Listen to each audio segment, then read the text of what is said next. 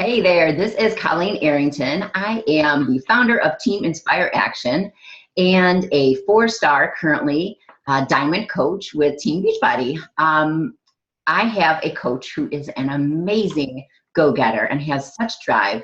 She has some questions that she wanted to have answered about how I built my business and kind of the backstory behind my business of being a coach for just over 4 years. So Deanne is here and she is going to ask some questions and do an interview style type video here to get some questions answered, and hopefully it will be a helpful resource to my team, to her team, and to all the amazing coaches that we get to work with on a daily basis. So Deanne, thanks so much for asking me to be interviewed by you, and it's really cool to do this kind of video with you.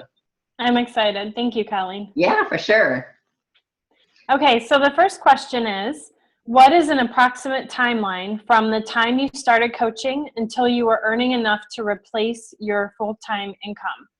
I know your high-level story, but I don't know kind of the backstory that happened before I came on board. So were you a discount hobby coach first? Talk about your milestones. How long did it take you to get to diamond, 1-star? What did your path look like? Okay, so remind me how long you've been a coach, Deanne. I've been a coach for 2 years and discount for the first year, and then selling actively since about February of last year. Okay, so really building your team and working to About have a year. other coaches join you for about a year then. Okay, so I remember that, you coming in and all that, and then about a year ago it being like, Deanne's like on the radar. She's like in it now. So it's interesting. I became a coach in November 2011, and I really did sign on because I had been hearing so many people about using Shakeology and thought, I'm going to use Shakeology. I really want to use it. I'm ready to really focus on my own fitness goals. But I really didn't have this big idea of what the business could look like or how I could make it work for me. So I signed up. I started with Shakeology, and I started to focus on my own goals. I thought I was just starting getting into teaching my own Turbo Kick classes. So I thought perhaps there would be a few people that would want to join me. Maybe I would have some people from my classes or people that are out of town and not able to get to my classes, but that had said, oh, it'd be so cool to work out with you. And so I reached out to those people, but I had no idea what the whole business building looked like or any of the potential income for me. I knew there were coaches that were really successful with it, but I just didn't see how that would fit into my life, at least at that point. So a couple months later, I went to a Super Saturday, which is a quarterly business meeting that they have all around the United States and now Canada for coaches. And there were probably 400 coaches there. And it started to open my mind to the potential for this is much bigger than just really great nutrition shake and doing some home workouts, which I loved some of them at the time. It's a much bigger network. It's a much bigger vision and mission for helping people to really change their lives. It's not just losing some weight and like looking great in jeans. That's awesome for moms. That's awesome for what was awesome for me, but it is so much bigger than that. And so I started to get stories of that and realize what it was all about. And I started to run my first challenge group after that. I had no idea what I was doing. A challenge group is an online accountability group where we keep people on track and help them stay focused on their goals with their fitness as well as Shakeology and nutrition. So I thought, I'm gonna do this. I had no idea, but I reached out to a couple people out of town that wanted to work out with me. And I said, look, this is a way you can do this. Do Turbo Fire with me at home and we can stay in touch online. So we did it. It was like 2 of my friends that were also autism moms. So they had a connection with them from that. And then my husband, I got him in there. Well, he was not that committed at the time. So he kind of petered out, but I stayed on with my friend Danielle and with Therese, and they did get good results. And I started to think like, wow, this is really cool. They were excited about it. They were getting good results. They were sharing their story and their experience with me. And I started to get an idea of what that could look like more on a bigger level with reaching out to more people. So I continued on. That was that we started that in January, late January. by April or so, I had a couple other coaches with people that were joining my group and liking the workouts and thinking, hey, you guys should join my team and maybe get a discount. Maybe you have somebody that you would want to help. So I was at an Emerald rank, which is sponsoring 2 coaches. And then because I got to Emerald, I was entered into a contest to go to Summit. And I got a chance to go to Summit for free, paid by my coach. And because she had an additional ticket, and I thought, no, I can't go. I can't take the time away. I can't get away from my kids. And then, I don't know, something in me switched, and I started to see more about it. And I said, I want that ticket. Angie, please, can I go still? I got the ticket. I was able to go to Summit by June of 2012. And that's completely changed everything. It really helped me see the big picture. I started to get into it. I started to say, I want to be a diamond. That means you have a team of coaches that you're starting to lead, and they are also starting to help other people. And so I got to Diamond shortly after Summit, because I also was then given an incentive to go to Leadership Conference with Angie in September. And I wanted to go. It was in Dana Point, California. I knew Colleen would be there. I knew it would be amazing. I would learn from corporate as well as top coaches. I had to get there. So I was getting to Diamond. I got to Diamond during a family vacation in August, and was able to go with Angie then in September. And that really opened up. It made me see, this is a potential for me. This isn't just for all these other coaches out there. This is something I can do. And I vowed to get myself, because then you needed to be 2-star diamond, sponsoring 2 diamonds, to get to Leadership Conference. I vowed to be there the next year. So I continued to work the business and run groups and help other people. And throughout that year, I did continue to grow. I had a good amount of coaches joining me. I was continuing to be successful with running challenge groups. I just continued to learn and grow, but I did not meet that goal. So I was not at 2-star that following year. So I didn't get to go to leadership then. But between 1 year in and, so no, that would have been 2 years in. So right around 2 years in is when my business picked up a lot. And I did get to 2-star by that following spring. And so by that Success Club trip in 2014, I was at 2-star. And attending that as 2-star was really exciting. My business started opening up so much as 2-star. So it's kind of like 2-star is really it. You can open up a second business center. You can open up, so you're kind of cloning yourself as a new coach, but it's you. So I was able to open up that. You can place that in your downline where it's going to be most strategically beneficial to you. And then you continue to help people and new coaches and build on that business center. So 2-star is where you see a very big change for sure. And so within that, my income just continued to steadily grow. It started at $30 for one Shakeology commission. It added maybe sometimes to $70 for a challenge pack and a Shakeology commission. It went back down to $18 for I don't even know what somebody ordered. It was very up and down and very low, you could say, in the beginning. But I had the initial goal of like, I just want to help some people and I just want to help myself. So I was meeting those goals. I knew I was already helping people. I knew I was already helping myself and loving the community. So I stuck with it. It wasn't to make $100,000 in my first year. So I focused on that. It was, yes, discouraging at times. And there's definitely days that you go through, you're like, oh, gosh, what? Someone says no again, but you really work through that. So as far as the income part of that, my income has essentially doubled each year. So in the beginning, getting to 12,000 seemed like, to me, it was like, oh, man, that's not even, but then I'm like, wait, that's $12,000 that I earned for doing something I absolutely love and have helped so many people along the way and built myself up to get to that. So then doubling that, like, okay, yeah, that's a little better. That's not my goal. That's not my goal. I want that goal. Like I want my full-time income.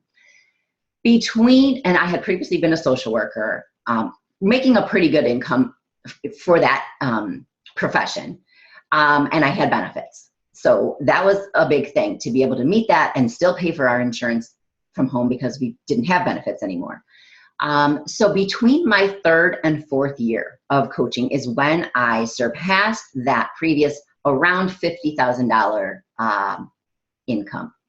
To talk about money is really uncomfortable. It's unusual because that's so not the focus, but this business has huge potential and huge opportunity. And I do want to share that with my team and help you guys know, those of you that want to do this as a full-time job, as a full-time passion, it is a possibility to do it, you know? And that's why I do want to be open and honest about that. So I surpassed that income during that year.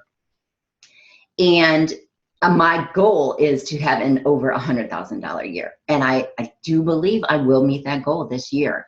And that is just incredible that I'm able to do that with doing something that I love so, so much. Does that answer your first question? That does answer my first question. Okay. Congratulations, by the way. Thank you so much. Okay, so question, I kind of moved these around a little bit to make sure that they make sense. But Sure. So the next question is, as a leader, you seem to have a more engaging approach than some other coaches that we've heard that grow their businesses very quickly. Do you feel your approach helps build a more solid foundation? And do you find yourself getting more aggressive as you get higher up in the ranks and your comfort level changes? Really interesting question. So I love the idea about, you thinking that I have an engaging approach, and I'm not. What do you mean by that exactly? I would love to understand a little bit more. So, there's some coaches out there that are all about the numbers and are all about just the recruiting portion of it and building their team as fast as they can to help, layer themselves. But for you, it truly feels like, it is about helping people, and it is about helping them transform their lives, and then in turn joining your team, if that makes sense. Yeah.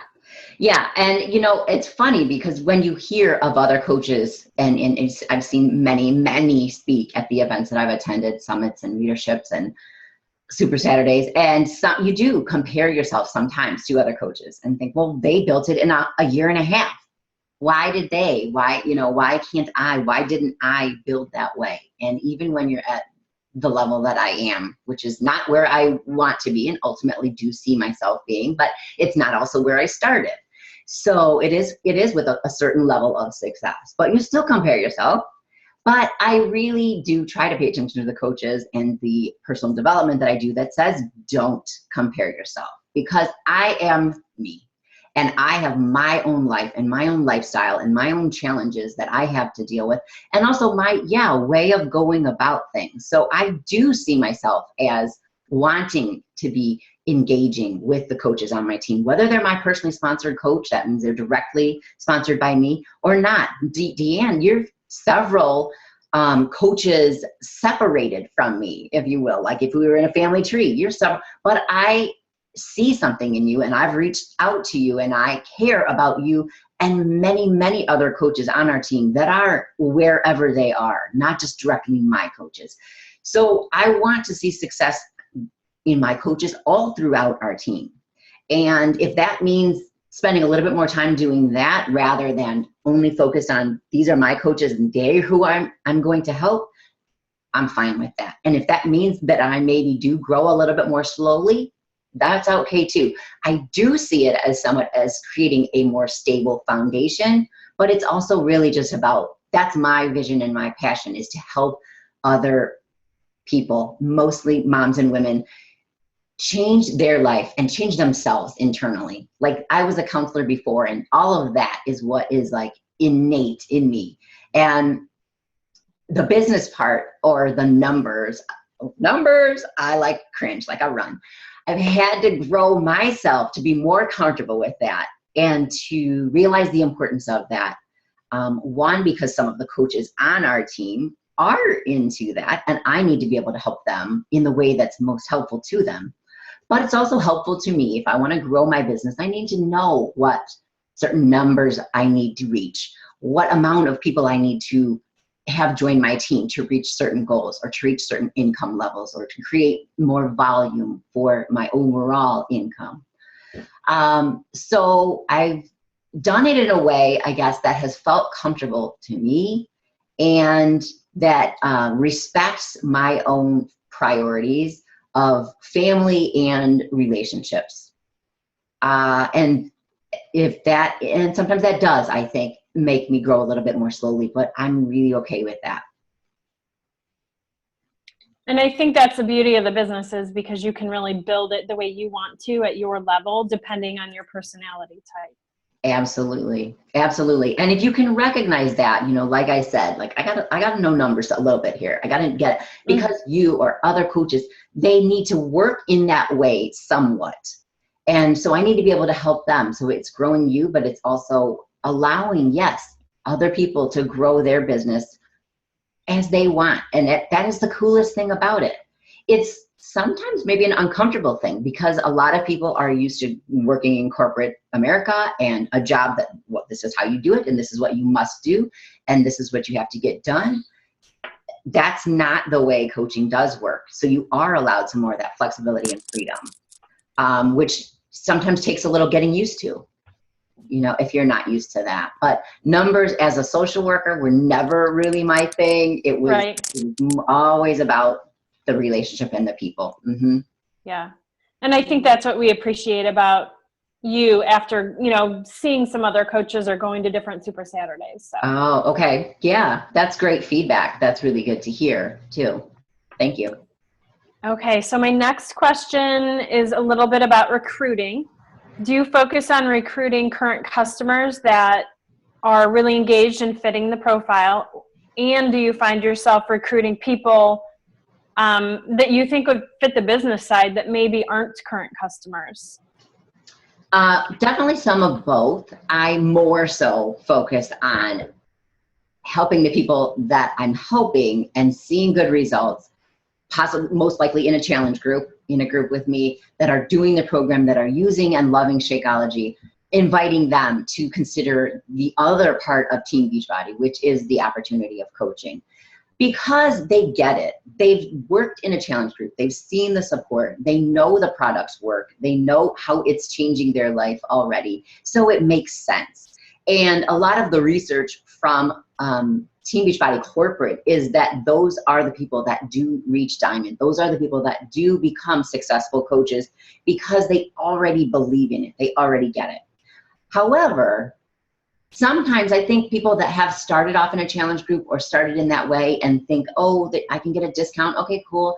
They may not open themselves up to the idea of the business part of it. And that's what I want ultimately them to do, because I think that's what changes their life more than anything else.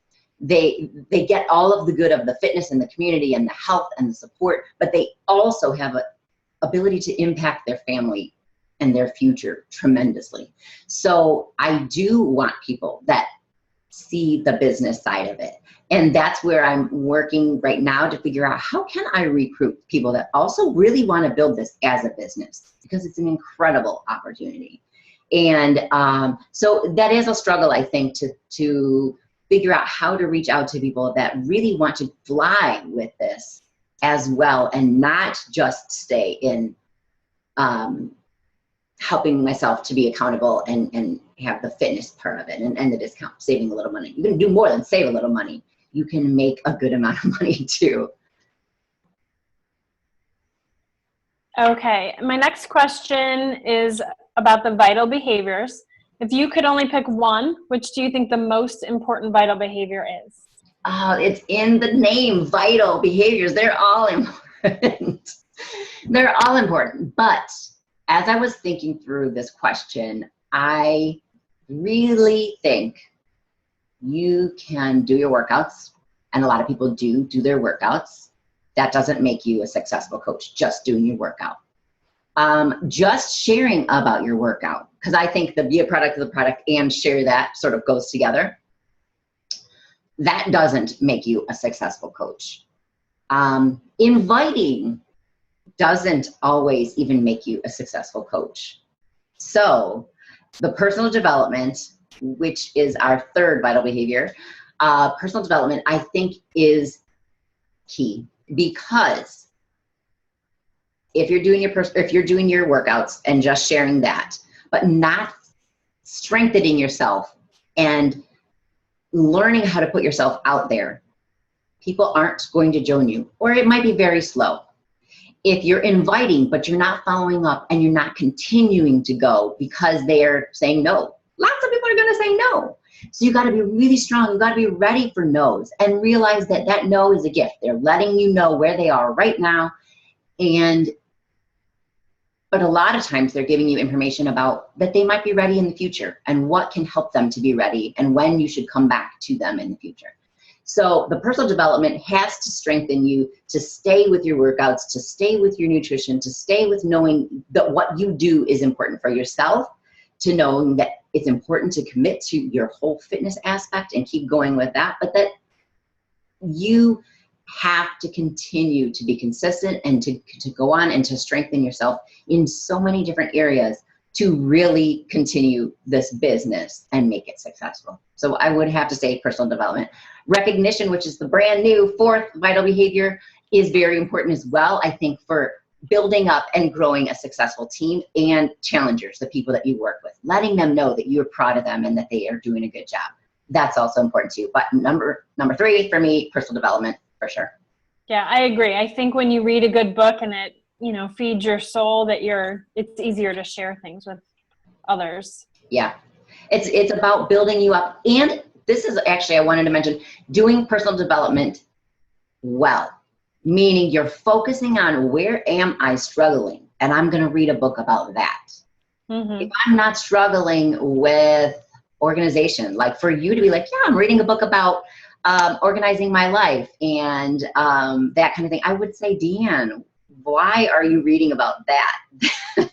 That's what you do well already. So picking the area where you know you struggle and acknowledging that, part of the whole thing is being like self-aware and doing personal development that helps you to be self-aware and acknowledge your strengths as well as your areas for work. And picking the personal development that fits that area is very important.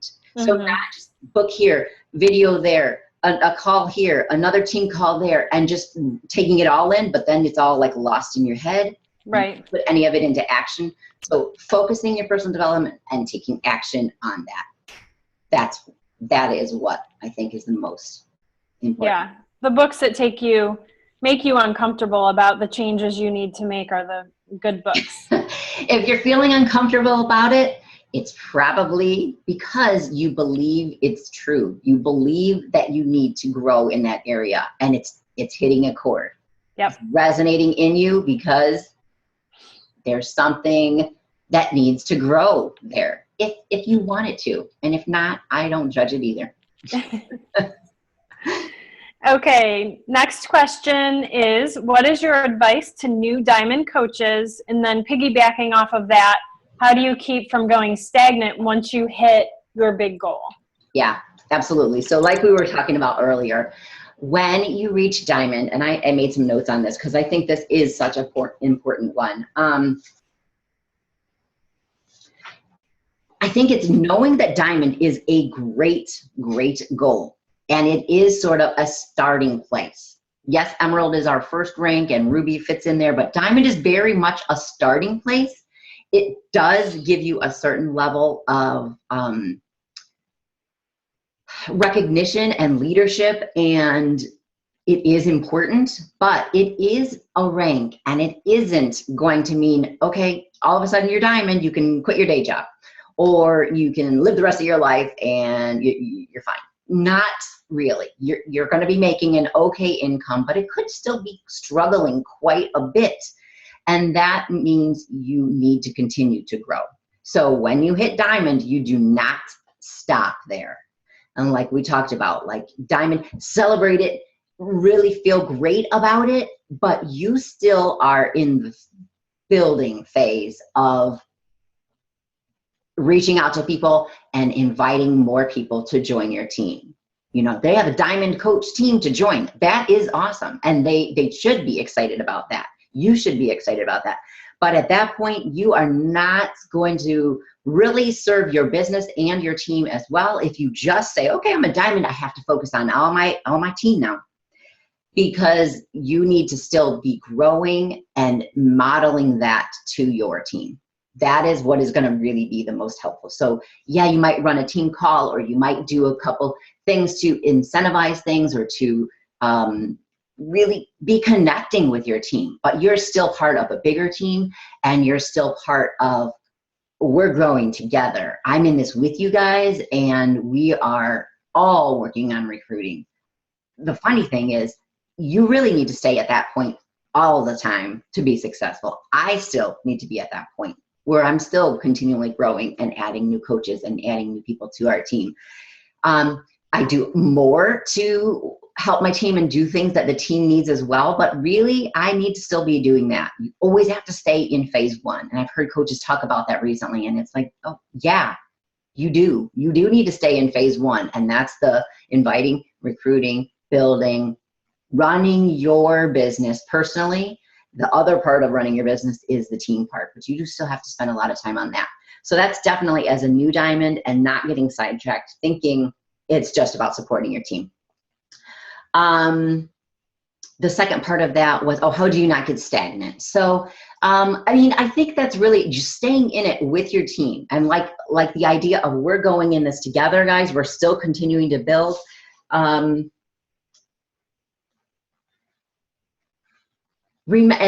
two, remembering your bigger vision and longer term goals. So like I said, if longer term goals are having this vacation fund, to always take your family on a vacation, you're not going to do that just because you're at Diamond. Or getting to a full-time income and being able to quit your job. Or for me, it was to stay at home because I had already done that for family reasons.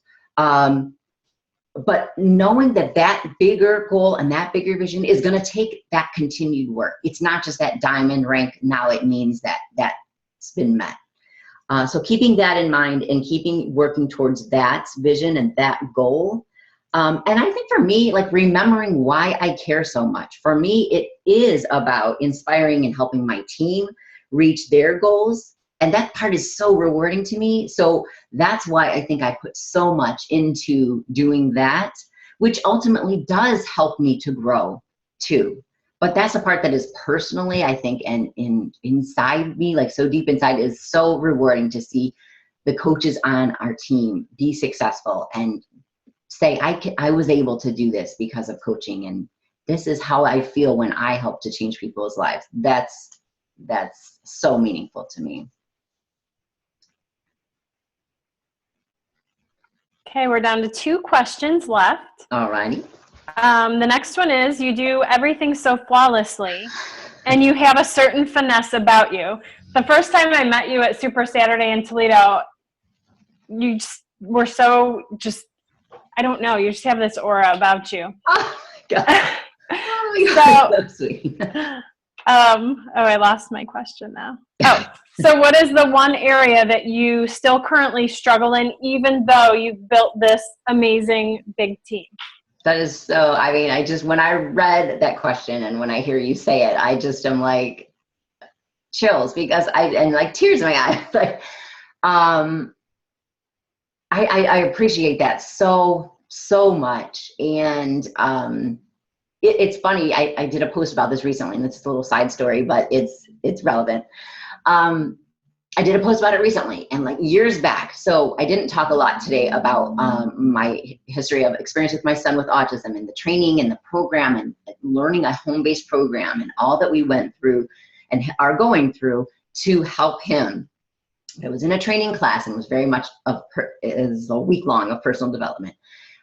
They said, what do you want? What's your 5-year vision for yourself? What do you see? And I'll say this to you guys, like, you know how open I am. I pictured myself standing there with my arms out, I mean, like not in the camera, my arms straight out, and like light resonating from me, and me spinning around and sending out that light and that energy and that hope to anybody that would take it in. And the teacher said, why, I'm getting chills now, like saying this. He said, well, can't you do that right now? And I was like, well, yes, I guess I can in my own little way each day forward. I guess I can start doing that right now. And just that question, well, why aren't you? Why don't you? And I was like, well, I guess I'll start. And I had just become a coach at that time. I believe I'd gone to multiple classes there. So I'm trying to think back to, but I think I had just become a coach at that time. I was very new to it, but I think I started to say, I'm going to do that in my own way each day as a coach and as a mentor and as a inspiration to other people. And that's truly been my vision and my mission all of these years. And thinking back on it, it's like, I am doing that. So I do not do everything flawlessly, for sure. And I really am in some things, not organization in my life. Okay, oh wait, I'm jumping ahead. That's the struggle. But I do not do everything perfectly. And I'm really hard on myself about certain things that really matter to me. And so I think with this business and with being a leader, I can be very critical of myself. So hearing you say that about flawlessly is just like, oh God, if she only knew. But I then reel myself back in and decide I'm doing my best in this moment. And this is another lesson that I learned through our autism program and that whole training is that we are all doing our very best in the moment with what we know right now. And later, when we know better or we know differently and want something differently, we'll do different then. That's for our kids with autism. That's for our children that are neurotypical. That is for ourselves. And the whole process of knowing and believing in myself and changing my beliefs about so many things has allowed me to truly embrace that and to say, I am doing my best right now, and I will continue to do my best as I know better. So the things that I struggle with most and still are, I think,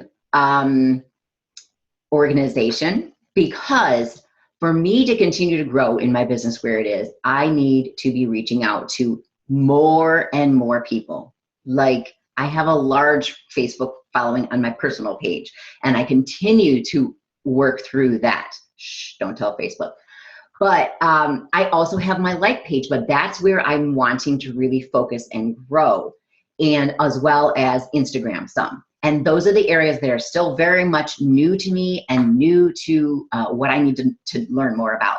So I need to get myself organized. So growing and expanding with different social media is where I struggle.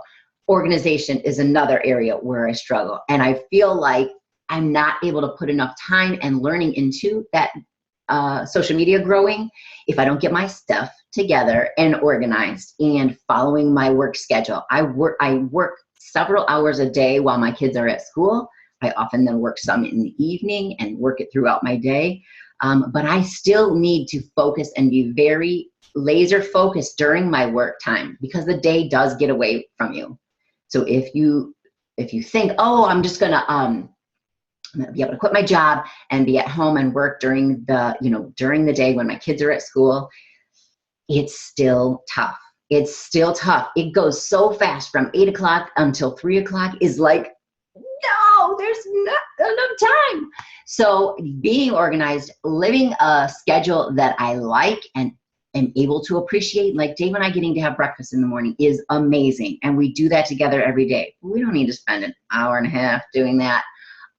So organizing that time and being laser focused when I am at work and when I am with my family. The balance is still a struggle. It is. There's still times when my son says, you have a call? Why do you have a call tonight? And I say, you're supposed to be in bed anyways, but he likes to push that bedtime back and watch our show and do all that, where I'm not rushing off and saying, I have a call. He is supposed to be in bed anyways. That's why I schedule it then. So that's a struggle too. But the balance of family and work sometimes is a struggle. The organization is still a struggle. And just knowing that I need to grow my reach and figuring out how to do that. 'Cause I don't know. I got on Facebook just before becoming a coach and had maybe 150 friends. So I've had to really grow that, and it's at 2,300 something now. But I still feel like that's just like a drop in the bucket. Like there's still so many more people that I need to reach. Okay, so I saved the best question for last.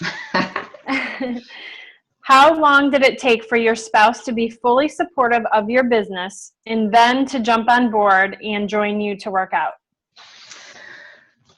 Okay, so I love that question, and it's something that Dave and I have talked about over time. And I'm really wanting him to do a video for spouses, because I think that a lot of the husbands and partners of coaches would really benefit, and it would be really helpful for coaches to have this like just dad, husband, guy perspective that their spouse could learn from. So we will be doing that. Stay tuned. But as I mentioned this question to him, he thought, there wasn't ever an exact time. It's really been over time. It's been a growing level of support and commitment to allowing the flexibility needed to do this business, like getting on a call in the evening and him having to step up with the kids more. Or me going to Super Saturday, me going to Summit, I've traveled quite a bit for coaching, a lot of the time without him. Thank God he's come on the Success Club trips with me, because I think that has been such a benefit to us both together. To get to do that, we wouldn't take vacations every spring together if it weren't for a Success Club trip that is essentially paid for. Outside of our flight to get there, it's paid for. That would not be happening. So he's really benefited from some of the success. And seeing that, all of that helps him to buy in or support me more. But I think in the beginning, for the first 6 months, he's always supportive because he sees that I enjoy it and I love it. And I was very open about that in the beginning. But I think he didn't get the amount of time that it took. He didn't get me sitting in here at the kitchen table on a call like this, or listening to calls. I was on calls like a lot at that time. Wednesday nights, the Team Dynamite call. Thursday nights, the Platinum Presenters call, our umbrella teams. I was on those calls really regularly. And especially in the beginning, I gradually started to get into them. And then I thought, I love this. Like, I want more. And so I started doing more and more. But the business didn't grow as quickly as my interest in it grew. But I think that's what he saw. He saw that commitment in me. And he saw the success of the business, meaning for him, of course, the income. But knowing I was doing something I loved and helping people, he knew how much that meant to me. But he also then saw the income. He saw where I could hand over some money to finish paying off a credit card bill or something that he at the time was our only sole provider. He was paying our insurance, premiums at the time himself. And sometimes things were tight. He's a self-employed attorney, so he can have some really great months and some months where he's struggling. And it's just how things pan out in his income. There's no steady every other week paycheck that comes through. So to have me over time be more and more successful, and him to see that and to see it paying off our cars and getting new cars within the past year, for him to see we really needed them. They were like early 2000s cars. So I'm talking about that 2 years later. Like they were needed, but being able to do that, being able to pay our insurance premiums, which are pretty ridiculous with having two self-employed, and they're a lot. To know that we can have our kids continue to go to a private school where we feel is the most supportive place for them to go. My son with autism and my other son able to go to the same school and have the supports that they need. So over time, he has seen more and more about how that's been a success and a meaningful impact on our life. But he wouldn't probably be as supportive if I didn't work my butt off to be successful. So I think some of it is, one, letting them know how much it means to us and why it's a vision for our family. It's not just, this is my thing and I'm going to do this and I'm going to reach these goals and this is why I'm going to be able to buy myself a, I don't know, purse or something. This is for our family. This is for our future. And this is why it's meaningful to me. That's important. And then number two, prove it, like do the work and show that you will be successful and that this time is a very good investment, because in the beginning, it's a lot more time investment than you're going to get out of it financially. You may love doing it all along and you have to stay true to that you love doing it and helping people and focused on that. Not just, I put in all of this work and my income is just $30 this week from one Shakeology. You can't look at it like that. And you have to help with your spouse and partner, I think, to see that as well. The beginning takes a lot of time investment to ultimately start to see some of the other rewards and benefits from that. The workout piece, he, in the beginning, definitely had not worked out since he rode crew in high school. And so taking a walk for him when we were in visiting Chicago years ago, I'm out to take a walk. He walks outside and should I say this, lights up a cigarette. I'm like, that is not a walk. That is not, I've got a sports bra on here. This is not a walk. What are you doing? This was years ago. This was before I was a coach and everything and before, but he did smoke. He smoked. He gave that up, thankfully, years ago now, and has not returned to it. Thank God. It's made such a difference for him. But weight has been an issue. And I think gaining some weight after quitting smoking, like it is an issue for many, that happened as well. About a year ago, he got to a point, I think, in his life where he decided enough was enough. I'm just going to start eating better. This is even after he did the Ultimate Reset with me 2 years ago. So he did that, lost a good amount of weight, didn't mind doing it as much as he thought he would, but then still did not pick up the exercise part and gained that weight back, some of it. And then a year ago, he decided, I just need to make a change. And he just started changing gradually his eating habits. Just cut out the fries at lunch, cut out the barbecue, whatever kind of breaded chicken sandwich that he would get with the fries, and would get just a baked chicken on salad or something like that. Really started to change his eating on his own, not with a lot of pushing and education from me, because I gave up on that quite a while ago. I would do what I would do at home and what I was making for our family, but on his own, he would do whatever he would do. And I wasn't going to make a fight of that. So I live by example. I hopefully inspired by example over time. And then he did start make changes in his diet, started to make changes in how he thought about his health and things. And then a couple months later, we went to the Success Club trip to Cancun. And after that, he decided he was going to start a regular fitness regimen. And he joined me with Body Beast. We decided, he had talked to other guys and other people, and he decided, I like lifting weights. He hates cardio, but I like lifting weights. Let's try that. And I was like, sure, let's do it. So we started doing that. When I knew he was really in it is when I was gone for the day. I think I might've been at a Super Saturday or something. And I came home and there's music blaring. He's in our family room. We don't have another place that we work out. He's got the workout bench in the middle of the family room, which is what we'd stored behind our couch. This is our life. Pulled it out, had the weights going, music blaring. The kids were off, I don't know, playing, doing whatever. And he's lifting weights with Suggy without me. I was like, that's it. He's in this and it's making a difference in his life. And shortly after that, his brother passed away, and he was 37 years old and had essentially a heart attack in his sleep. And Dave had already committed to his fitness before that, thank God, because the day after we found out, Dave said, I want to work out today. And that was amazing to see him still committed to that, and to know that whatever else was going on, the best thing that he could do for himself right then was to get that workout in. And it's truly something that he comes to me at times still, and even if he's had a rough time or stressed out or anything like that, but does a workout and he looks at me and says, working out, it's true. Working out changes how you emotionally feel. It's where it's at. And I just, like, my heart like soars hearing him say that and knowing that it's in him now, and he fully believes that. It's not perfect. He's not always, but he's got a schedule now where he marks off his workouts throughout the week.